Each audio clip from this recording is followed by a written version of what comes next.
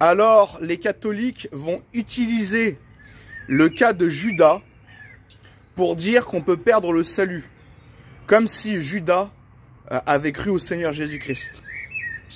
Et qui après s'est arrêté de croire, ou qu'il ait commis un péché très grave en trahissant Jésus. Et ils disent, voilà, Judas croyait au Seigneur Jésus, et il a fait un péché très grave, donc il a perdu son salut, etc. Le problème, c'est que les catholiques ne lisent pas la parole de Dieu. Okay. Parce que quand on lit la Bible, dans son ensemble, quand on prend tous les versets, où justement Judas est mentionné, etc., nous voyons bien en fait que Judas n'a jamais cru au Seigneur Jésus-Christ. Okay. On le voit dans Jean 6, verset 64. « Mais il en est parmi vous quelques-uns qui ne croient point. Car Jésus savait dès le commencement qui étaient ceux qui ne croyaient point et qui était celui qui le livrerait. » Donc Jésus nous dit, mais il en est parmi vous quelques-uns qui ne croient point. Donc Jésus savait dès le commencement qui étaient ceux qui ne croyaient point et qui était celui qui le livrerait. Et donc Judas ne croyait pas au Seigneur Jésus-Christ. Il n'a jamais cru au Seigneur Jésus-Christ. Ok. Parce qu'une fois que tu as cru au Seigneur Jésus-Christ, tu ne peux pas perdre le salut. Même si tu fais des péchés très graves, comme par exemple Judas qui a carrément trahi le Seigneur Jésus-Christ, il aurait été sauvé s'il avait cru au Seigneur, ok? Mais ce n'est pas le cas. Jésus nous dit qu'il n'a pas cru. Et nous le voyons encore dans Jean 6, versets 70 et 71. Il est écrit, « Jésus leur répondit, « N'est-ce pas moi qui vous ai choisi, vous les 12? Et l'un de vous est un démon. » Il parlait de Judas Iscariote, fils de Simon, car c'était lui qui devait le livrer, lui, l'un des 12. Et donc, Jésus-Christ nous dit que c'est un démon, que l'un des 12 était un démon, c'est-à-dire un réprouvé, un fils du diable, ok? Et donc, quand tu as cru au Seigneur Jésus-Christ, il est impossible de devenir un enfant du diable, ok? Tu es un enfant de Dieu pour l'éternité. Donc Judas n'avait jamais cru au Seigneur Jésus, et donc il a rejeté le Seigneur Jésus-Christ, il n'a pas cru en lui. Et donc Dieu l'a rejeté en retour, et donc il est devenu un fils du diable. C'est pour ça qu'il le nomme comme étant un démon, ok? C'est pas que c'est un démon en soi, qu'il est de nature démoniaque, c'est qu'il est possédé, qu'il est enfant de Satan, et donc il le nomme comme étant un démon, ok? Donc un réprouvé, ok? Un réprouvé, c'est un enfant du diable. Donc il dit, et l'un de vous est un démon, ok? Donc c'est un réprouvé, un rejeté, et donc il n'a jamais cru, parce que si tu avais cru, il est impossible de devenir réprouvé, ok? Parce que nous sommes scellés éternellement par le Saint-Esprit, nous sommes enfants de Dieu par la foi, ok? Jean 17, verset 12, il est dit quoi? « Lorsque j'étais avec eux dans le monde, je les gardais en ton nom. J'ai gardé ce que tu m'as donné, et aucun d'eux ne s'est perdu, sinon le fils de perdition. » Ok? Il est écrit, et aucun d'eux ne s'est perdu, sinon le fils de perdition, afin que l'écriture fût accomplie. Et donc, fils de perdition, ça veut dire quoi? Ça veut dire fils de la Guéhenne aussi, ok? Fils du diable si vous voulez, fils de la Guéhenne. Donc, qui s'est perdu, ce n'est pas qu'il a été sauvé à un moment donné, il aurait pu, ok? Il aurait pu croire et être sauvé. Mais il a rejeté le Seigneur, il n'a pas cru. Et donc c'est dans ce sens-là qu'il s'est perdu. Et Jésus savait d'avance qu'il ne croirait pas. Il est devenu réprouvé, un fils du diable, un fils de la perdition, donc un fils de l'enfer, de la Guéhenne, si vous voulez. Ok. Et donc, c'est très clair, quand on dit fils de la perdition, ça veut bien dire que tu es un fils de Satan, okay, un fils de Bélial, que tu es voué à l'enfer, okay, à la perdition, donc un fils de l'enfer, si vous voulez. Parce que Philippiens 3, versets 18 et 19, Paul nous dit « Car il en est plusieurs qui marchent en ennemis de la croix de Christ. Je vous en ai souvent parlé, et j'en parle maintenant encore en pleurant. Leur fin sera la perdition. Ils ont pour Dieu leur ventre, ils mettent leur gloire dans ce qui fait leur honte, ils ne pensent qu'aux choses de la terre. » Okay. Et donc, Paul nous dit qu'il en est plusieurs qui marchent en ennemis de la croix de Christ. Je vous en ai souvent parlé et j'en parle maintenant encore en pleurant. leur fin sera la perdition. Donc la perdition, c'est l'enfer éternel. Et donc Judas n'avait pas cru au Seigneur Jésus-Christ, avait rejeté le Seigneur Jésus-Christ. Et donc c'est pour ça qu'il le nomme Jésus dans Jean 17, verset 12, il le nomme le fils de la perdition. Okay, aucun d'eux ne s'est perdu, sinon le fils de la perdition. Et donc, Paul nous dit bien que voilà, leur fin sera la perdition, donc ça veut dire l'enfer. Donc fils de la perdition, ça veut dire, voilà, fils de l'enfer, fils de la guerre, fils du diable, réprouvé, vous pouvez le dire comme vous voulez. Donc, Judas n'a jamais cru, ok. Je continue. De plus, les apôtres nous confirment bien que Judas est allé en enfer, parce qu'il est écrit dans Actes des Apôtres, chapitre 1er, versets 24 à 26. Puis ils firent cette prière, donc en fait c'est quand ils ont prié pour élire un nouvel apôtre, parce que Judas n'était plus. Donc ils firent cette prière. Seigneur, toi qui connais les cœurs de tous, désigne lequel de ces deux tu as choisi, afin qu'ils aient part à ce ministère et à cet apostolat. Ok. Donc ils ont trouvé les apôtres, si vous voulez, avaient deux prétendants, ok, deux candidats, si vous voulez, pour être dans l'apostolat. Et donc ils ont fait cette prière en disant, voilà, Seigneur, toi qui connais les cœurs de tous, désigne lequel de ces deux tu as choisi, afin qu'ils aient part à ce ministère et à cet apostolat, que Judas a abandonné pour aller en son lieu. Ok, pour aller en son lieu. Ils tirèrent au sort, et le sort tomba sur Matthias, qui fut associé aux 11 apôtres. Et donc, Pierre et les autres apôtres ont dit, voilà, afin qu'il ait part à ce ministère et à cet apostolat, que Judas a abandonné pour aller en son lieu.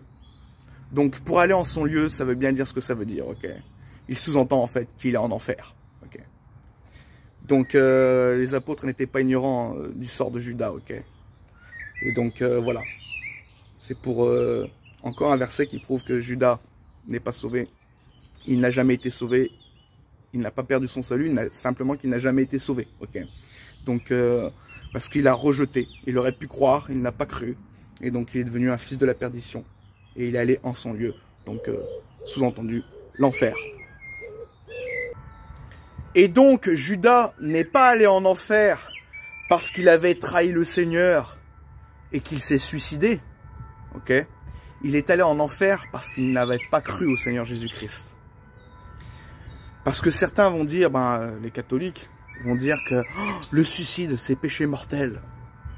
Non, le suicide, ce n'est pas péché mortel. Il n'y a pas de péché mortel de l'âme. Ok?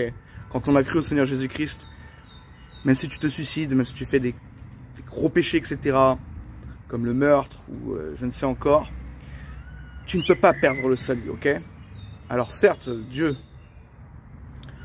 peut te punir, va te punir justement pour des gros péchés, etc. Et donc, voilà, tu peux vraiment ruiner ta vie, Dieu peut ruiner ta vie sur la terre, ok? Mais tu ne peux pas perdre le salut.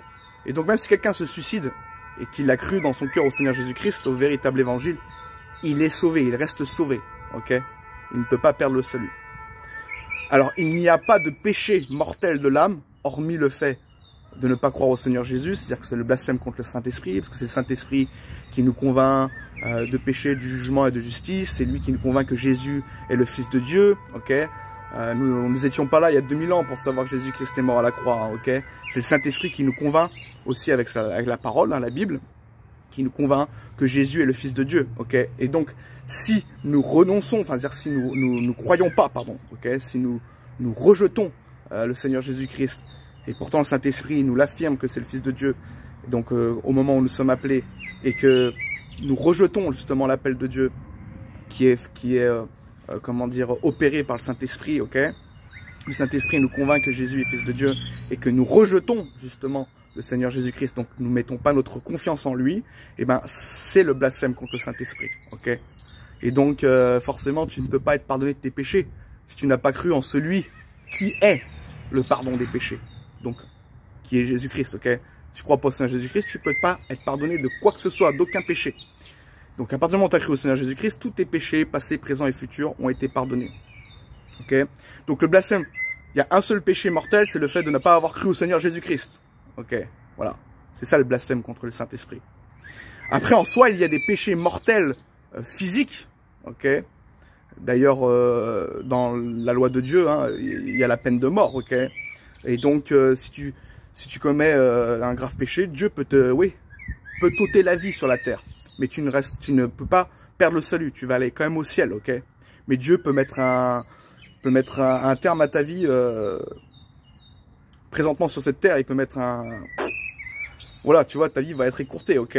Donc si moi, par exemple, moi je suis sauvé, si je commets un meurtre ou je commets un très grave péché, etc., Dieu peut me juger, ok, à la peine de mort. Bon, s'il y avait un État qui met en peine de mort, en France c'est pas le cas, mais ou en tout cas Dieu peut faire en sorte que j'ai un accident de voiture, j'en sais rien, ou que je meure d'une crise cardiaque, je ne sais pas. Voilà, Dieu il a ses plans, Dieu peut me tuer, ok? Après, Dieu aussi est miséricordieux, il va pas forcément, comme le cas de David qui a tué Uri le Hittite, il l'a pas tué David, ok? Parce que Dieu pardonne, ok? Mais en soi, Dieu, notre Dieu tue, ok? Et donc la loi de Dieu aussi enseigne la peine de mort, ok? Pour certains péchés. Et donc il y a des péchés mortels physiques, ouais. Mais il n'y a pas de péché mortel de l'âme quand tu as cru au Seigneur Jésus, ok? Donc si tu commets un grave péché, Dieu peut t'ôter la vie, ok? Mais ton esprit est régénéré, tu vas aller au ciel, tu n'iras jamais en enfer, ok? Donc vous m'avez compris, voilà, il n'y a pas de péché mortel de l'âme. Contrairement à ce que l'Église catholique dit, ok? Il n'y a pas de péché mortel de l'âme. Seul péché mortel, c'est le blasphème contre le Saint-Esprit. Ok, le péché mortel de l'âme. Après, il y a des péchés mortels physiques, oui, mais pas de l'âme. Ça n'existe pas, ok? C'est pas un concept biblique. Donc Judas, il est allé en enfer pas parce qu'il a trahi le Seigneur et qu'il s'est suicidé, etc. Il est allé en enfer parce qu'il n'a pas cru au Seigneur Jésus-Christ. Donc il n'a pas pu être pardonné de sa trahison. Il n'a pas pu être pardonné de tous ses péchés en soi. Et donc il n'a même pas pu être pardonné même de son suicide, ok? Parce que la Bible dit tu ne commettras point de meurtre. Ne pas commettre de meurtre, c'est aussi ne pas se tuer soi-même, ok? Donc si tu te tues toi-même, c'est tu commets un meurtre, oui, envers toi. Donc c'est un grave péché, mais ce n'est pas un péché mortel. Tous les péchés sont mortels, hein, ok? À partir du moment où tu as cru, pardon, à partir du moment où tu as péché une seule fois, tu devrais aller en enfer. Si t'as pas le sang de Jésus qui te couvre, si t'as pas cru au Seigneur Jésus-Christ, tu iras en enfer, même si tu fais pas beaucoup de gros péchés, tu iras en enfer parce que t'as pas cru en celui qui pardonne les péchés, ok? Parce que pour un seul péché, Adam et Ève ont péché une seule fois, ils ont été séparés du jardin, ok? Donc voilà. Bon, je ne vais pas me répéter 10 fois. Je répète encore une dernière fois sur ça. Il n'y a pas de péché mortel de l'âme quand on a cru au Seigneur Jésus-Christ, ok? Si on ne croit pas au Seigneur Jésus-Christ, ça c'est le péché mortel de l'âme, c'est le blasphème, ok? Contre le Saint-Esprit. Après, il y a des péchés mortels physiques, ok? Si tu crois au Seigneur Jésus, tu iras quand même au ciel, mais Dieu peut t'ôter la vie, ok? On continue. Donc les catholiques, ils vont aussi prendre par exemple le passage de Pierre qui justement a été lâche au moment où Jésus a été pris par les gardes. Et donc ils vont vous dire, voilà, Pierre, il s'est repenti, c'est pourquoi il a été pardonné et donc il a pu maintenir son salut, si vous voulez, ok? Ils vont vous sortir un truc comme ça. Non, en fait, Pierre, il a été sauvé parce qu'il a cru. Même s'il ne s'était pas repenti de sa lâcheté, ok, en pleurant amèrement et en demandant pardon à Dieu, il aurait quand même continué à être sauvé parce qu'il avait cru au Seigneur Jésus-Christ, ok.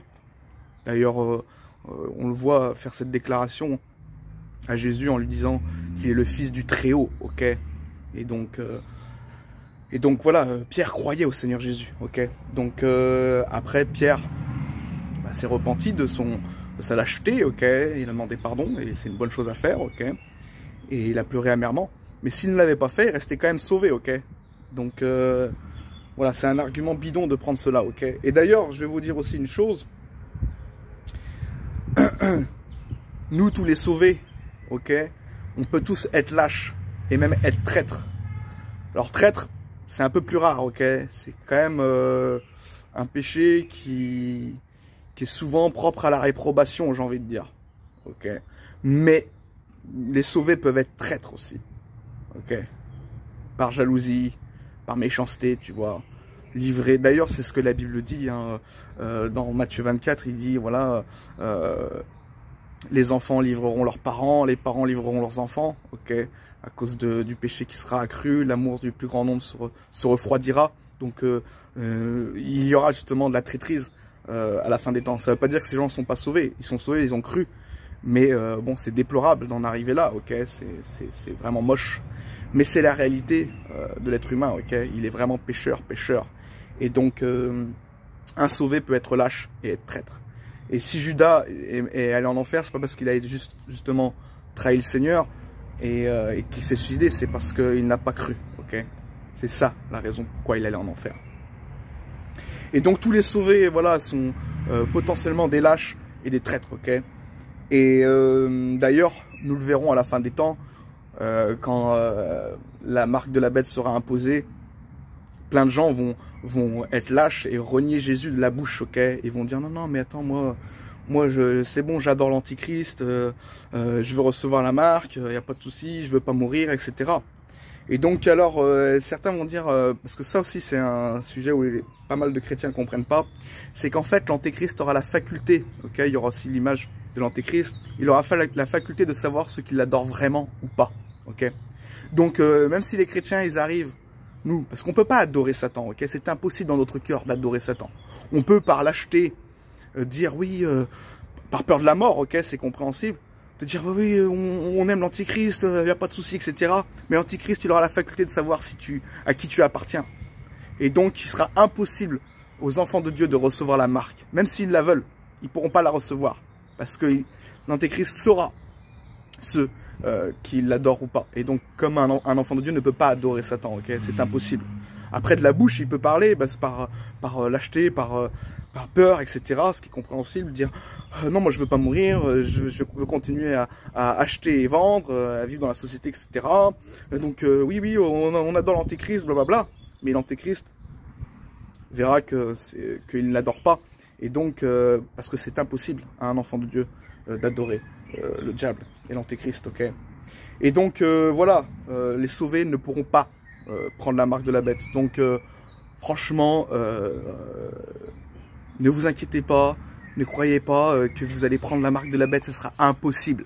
Si tu es vraiment un enfant de Dieu, c'est absolument impossible. Même si tu la veux parce que tu as peur et tu le dis de ta bouche, ce sera impossible parce que dans ton cœur tu crois au Seigneur Jésus et tu ne crois pas au diable, tu n'aimes pas l'antéchrist, tu ne l'adores pas dans ton cœur. Amen. Jésus est roi, ouais. Gloire à Dieu. Et donc, ce que je veux dire, c'est que si... voilà, c'est impossible d'adorer l'antéchrist. Donc même si tu as peur de dire ouais, j'ai peur de prendre la marque et perdre mon salut ou quoi que ce soit, c'est impossible, tu ne le recevras jamais. Ok, c'était un vrai enfant de Dieu. Et donc à la fin des temps, des gens justement vont avoir peur et donc par lâcheté, par peur, par peur de la mort, par peur d'être rejeté de la société, ils vont dire oui, c'est bon, on soumet, etc. On adore l'antéchrist, on veut la marque de la bête, ok, ils diront ça de leur bouche, mais ils ne le croiront pas dans leur cœur, c'est impossible, ok, ils ne peuvent pas adorer l'antéchrist, ok. Et donc voilà, c'est impossible aux enfants de Dieu de recevoir la marque de la bête, même s'ils le veulent par peur, ok, la chair elle tremble, et donc des fois sous la menace, sous la pression, ben, on peut être lâche, on peut avoir peur et de dire le contraire de ce qu'on est vraiment dans notre cœur, ok. Donc voilà, tous les enfants de Dieu peuvent être lâches et être traîtres. C'est ce que même Matthieu 24 nous dit, que les enfants livreront leurs pères livreront leurs enfants, etc. Voilà, par lâcheté, par peur, par envie aussi, j'en sais rien, enfin bref, il y a plein de paramètres. Mais ça fait pas d'eux des gens qui sont pas sauvés. Ils restent quand même sauvés. Okay. Mais ils ne pourront jamais prendre la marque de la bête parce que l'antéchrist ne leur donnera pas. Parce qu'ils ne leur appartiennent pas, ils ne appartiennent pas au diable. Okay. Il n'y a que ceux qui sont réprouvés, ceux qui ne sont pas sauvés, et qui n'ont pas cru au Seigneur Jésus, qui ont rejeté, qui sont réprouvés, vont justement recevoir la marque de la bête. Mais pour les enfants de Dieu, ne vous inquiétez pas, vous la recevrez jamais. Ok. Je me répète beaucoup, mais bon, faut que ça rentre aussi, mes amis. Et donc voilà, sur ce sujet, je vous ai expliqué Tous les enfants de Dieu peuvent être lâches, comme Pierre l'a été. Et on peut même être aussi traître, malheureusement. Mais on ne peut pas perdre le salut, ok? Et donc, aussi, quand l'Antéchrist viendra, on ne pourra pas prendre la marque de la bête. Ce sera impossible.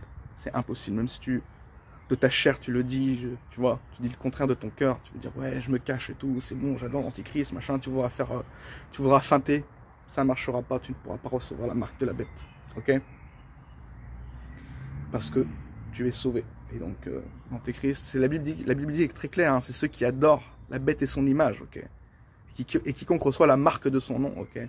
Donc, c'est vraiment ceux qui adorent la bête et son image qui recevront la marque de son nom, ok? Et les enfants de Dieu n'adorent pas. C'est impossible d'adorer dans notre cœur le diable, ok? Nous sommes les enfants de lumière. On continue. Dans Matthieu 27, versets 3 à 5, il nous est dit que Judas s'est repenti, c'est-à-dire qu'il s'est ravisé et qu'il a rendu les 30 pièces d'argent aux pharisiens. Et qu'il a reconnu qu'il avait péché en livrant le sang innocent. Et donc, ce n'est pas parce que tu as du remords, du regret, que c'est ça qui peut te racheter, ok, te sauver. C'est le fait d'avoir cru au Seigneur Jésus. Et donc Judas,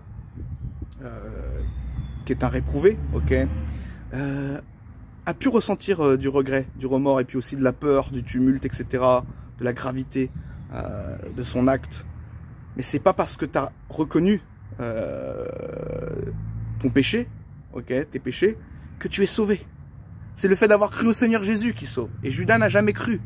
Et donc les réprouvés, ils peuvent éprouver du remords et des regrets, etc., et se raviser sur des péchés, etc. Mais ça ne veut pas dire qu'il est sauvé. Ce qui fait qu'il soit sauvé, c'est le fait d'avoir cru au Seigneur Jésus. Okay? Donc Judas, il s'est repenti dans le sens où il s'est ravisé, il a rendu les 30 pièces d'argent. Mais ça ne fait pas de lui quelqu'un qui pouvait être sauvé, ok? Parce qu'il n'a jamais cru.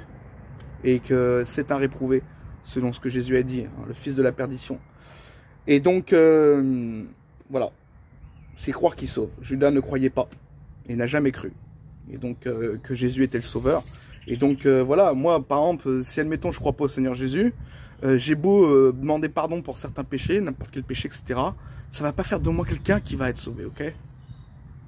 Parce que même les méchants, même les enfants du diable peuvent se repentir sur certaines choses. Et ça fait pas d'eux, en fait, des gens qui peuvent être sauvés, ok? Donc, ce qui sauve, c'est le fait d'avoir cru. Et donc, Judas n'a jamais cru. Donc, faut pas utiliser ce passage en disant, regarde, Judas, il s'est repenti, donc il est sûrement au ciel, machin, tout ça. Non, non. Se repentir des péchés, se détourner de ses péchés, reconnaître ses péchés, ne sauve pas, ok? C'est le fait d'avoir cru au Seigneur Jésus-Christ, ok? Qui sauve. Et donc, quand tu crois au Seigneur Jésus-Christ, naturellement, tu te reconnais pécheur. Ça ne veut pas dire que tu vas reconnaître tous tes péchés par orgueil, parce que par orgueil, tu vas peut-être pas reconnaître tes péchés sur tout ce que tu fais, mais tu reconnais que tes pécheurs, c'est inhérent à la foi quand tu as cru au Seigneur Jésus-Christ. Le problème, c'est que Judas, il a reconnu, mais il n'a pas cru. Donc, il ne pouvait pas être sauvé. Donc, c'est croire au Seigneur Jésus qui sauve. Et Judas n'a jamais cru. Donc, des méchants peuvent se repentir, comme Judas l'a fait, de son péché grave. Et ben, c'est pas pour ça qu'il est sauvé. Parce qu'il n'a jamais cru. Donc c'est vraiment croix qui sauve. Ok. Donc voilà, Judas était le fils de la perdition. Et donc, qu'il se repente ou pas, il ne pouvait pas être sauvé. Parce qu'il ne croyait pas. Et c'était impossible à lui de croire. Parce qu'il a été rejeté. Il avait comme je l'ai dit tout à l'heure, il avait l'opportunité d'être sauvé. Tous les hommes ont l'opportunité d'être sauvés. Après, certains rejettent à la grâce de Dieu, rejettent le Seigneur, ils n'ont pas cru au Sauveur, ben après c'est terminé, ils deviennent réprouvés, rejetés de Dieu. Et donc, quoi qu'ils fassent, même s'ils essayent de se comporter le mieux possible, ils ne peuvent pas être sauvés, parce qu'ils ne peuvent plus croire au Seigneur Jésus. Dieu, il a enlevé l'accès, ok. Clac, c'est terminé. Donc, voilà. Ok, vous m'avez compris, on continue, qu'est-ce que j'ai encore à dire? Voilà. De plus, nous voyons que Judas n'était pas sauvé, il y a encore des arguments, car il pouvait être possédé. Tandis que les enfants de Dieu ne peuvent pas être possédés. Ils peuvent être influencés par le mal, ok, par les pensées mauvaises, ils peuvent agir mauvaisement, etc. mais ils ne peuvent pas être possédés. Un enfant de Dieu ne peut pas être possédé, ok? Il ne peut pas avoir des démons en lui, ok? C'est impossible. Il n'y a que des gens qui ne sont pas encore sauvés ou des réprouvés qui peuvent être possédés. Et donc, voilà, ce qui prouve encore une fois que Judas n'était pas sauvé, parce que Jean 13, verset 27 nous dit « Dès que le morceau fut donné, donc le morceau de pain, hein, Satan entra dans Judas. Jésus lui dit « Ce que tu fais, fais-le promptement. » Donc, il est écrit que Satan entra dans Judas. Okay. Donc, Judas a été possédé de la tête aux pieds par l'adversaire, par le diable. Okay. Et donc, voilà un argument de plus qui prouve qu'il n'a jamais cru, qu'il n'a jamais été sauvé. Parce que quand tu es sauvé, tu ne peux pas être possédé. C'est impossible. Nous allons voir encore que c'est impossible. On continue. Il y a aussi Luc 22, verset 3, où il est dit encore que « Or, Satan entra dans Judas. » Satan entra dans Judas, nommé Iscariote, qui était du nombre des 12. Donc nous avons Jean 13, 27 qui dit que Satan entra dans Judas, et Luc 22, verset 3 qui dit que voilà, Satan entra dans Judas aussi. Donc voilà, il a été possédé par le diable. Pour mettre à l'œuvre voilà, le plan du malin. Alors maintenant, nous allons voir encore que justement, sur la même chose, sur le fait que un enfant de Dieu ne peut pas être possédé. Pourquoi? Parce que 1 Corinthiens 6, verset 19 nous dit clairement « Ne savez-vous pas que votre corps est le temple du Saint-Esprit qui est en vous et que vous avez reçu de Dieu. » Okay. Paul nous dit « Ne savez-vous pas que votre corps est le temple du Saint-Esprit qui est en vous, le Saint-Esprit qui est en vous, que vous avez reçu de Dieu et que vous ne vous appartenez point à vous-même. » Donc le Saint-Esprit, il est en nous, ok? Et les ténèbres ne peuvent pas commuter avec la lumière, ok? Le diable ne commute pas avec l'Esprit Saint, avec Dieu, ok? Donc nous avons le Saint-Esprit qui est en nous, que nous avons reçu de Dieu. Et 2 Corinthiens, chapitre 6, versets 14 à 16, il nous est dit « Ne vous mettez pas avec les infidèles sous un joug étranger, car quel rapport y a-t-il entre la justice et l'iniquité? Ou qu'y a-t-il de commun entre la lumière et les ténèbres? Quel accord y a-t-il entre Christ et Bélial? Ou quelle part a le fidèle avec l'infidèle? » Et donc il nous a dit, quel accord y a-t-il entre Christ et Bélial? Qu'y a-t-il de commun entre la lumière et les ténèbres? Okay, il n'y a aucun accord entre Christ et Bélial. Donc le Saint-Esprit ne peut pas résider en nous, okay, ne peut pas être enfant de Dieu tout en étant possédé en fait. C'était pas possible. Okay. Le Saint-Esprit réside en nous, et donc il est impossible que des démons puissent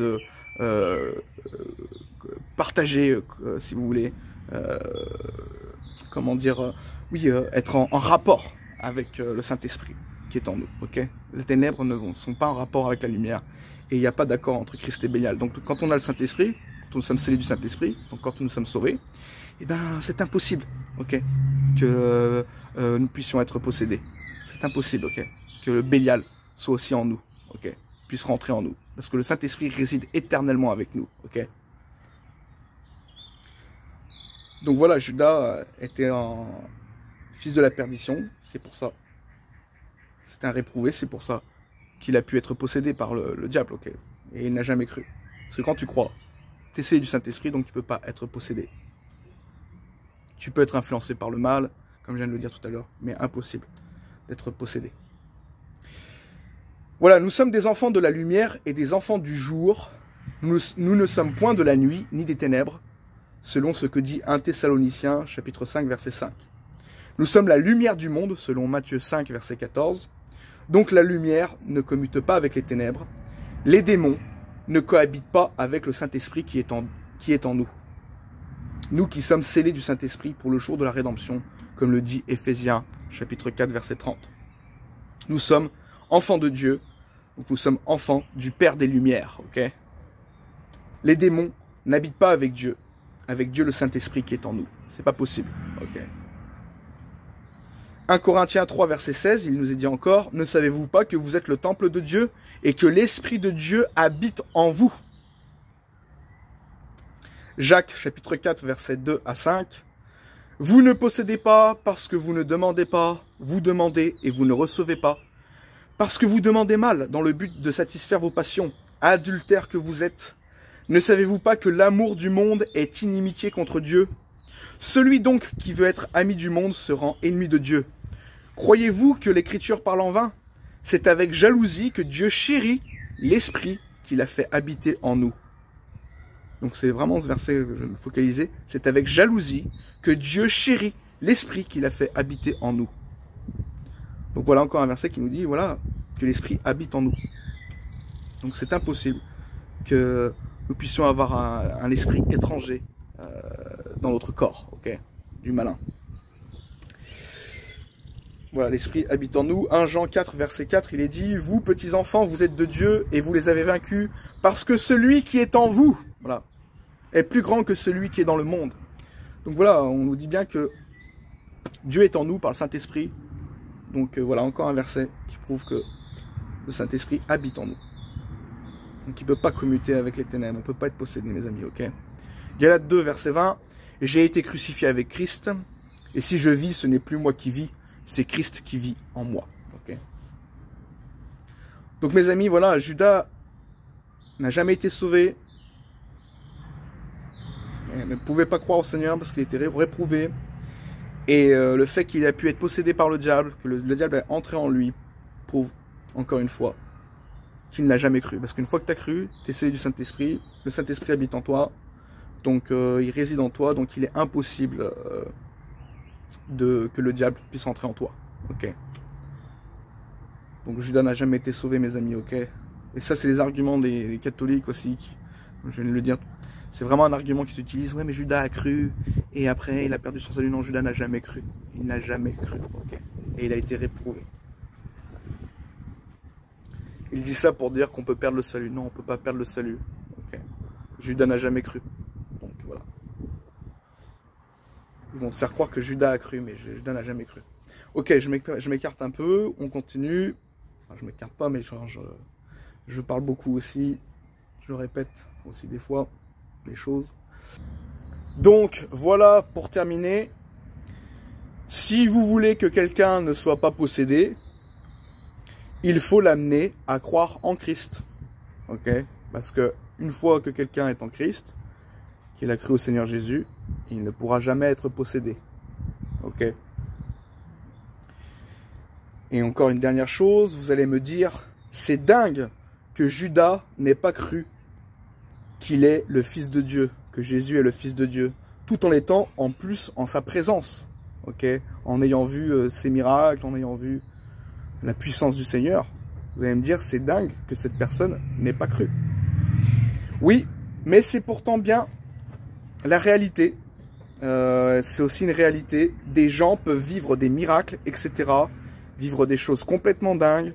Dieu leur a manifesté dans leur vie sa puissance. Et pourtant, ces gens peuvent ne pas mettre leur confiance en lui. Ok. Donc oui. C'est une réalité biblique. Judas est en présence de Dieu dans la chair, ok, de Dieu le Fils, et pourtant il n'a pas mis sa confiance en lui. Et Jean 12, verset 37 nous le dit, malgré tant de miracles qu'il avait fait en leur présence, ils ne croyaient pas en lui. Donc voilà, hein, je veux dire, croire c'est un choix, ok, de mettre sa confiance en Jésus. Et donc, même si par exemple, quelqu'un voit les miracles de Dieu, voit Jésus devant lui, la puissance, ok, la puissance divine, parce que c'est le Dieu vivant, et il peut faire le choix de ne pas mettre sa confiance en lui, ok, ce qui est regrettable. Et là, c'est le blasphème contre le Saint-Esprit, ok. Donc, de ne pas croire, ok. Jean 12, verset 37, malgré tant de miracles qu'il avait fait en leur présence, ils ne croyaient pas en lui. Donc certains n'ont pas cru en lui, malgré tous les miracles qu'il faisait. Et l'évidence que Jésus est Dieu, eh ben, ils ont rejeté ça, ok, ils n'ont pas mis leur confiance en lui. Voilà, donc c'est la fin sur le sujet. Judas est malheureusement en enfer, Judas n'a jamais cru. Donc les catholiques, vous ne pouvez pas utiliser le cas de Judas pour dire voilà, Judas il a perdu son salut, etc. Il a cru, il a perdu son salut. Non, non, Judas n'a jamais cru. Ok. Et parce que quand on croit, on ne peut pas perdre le salut. Ok, voilà, c'est la fin, mes amis. Soyez bénis. À une prochaine vidéo. Bye.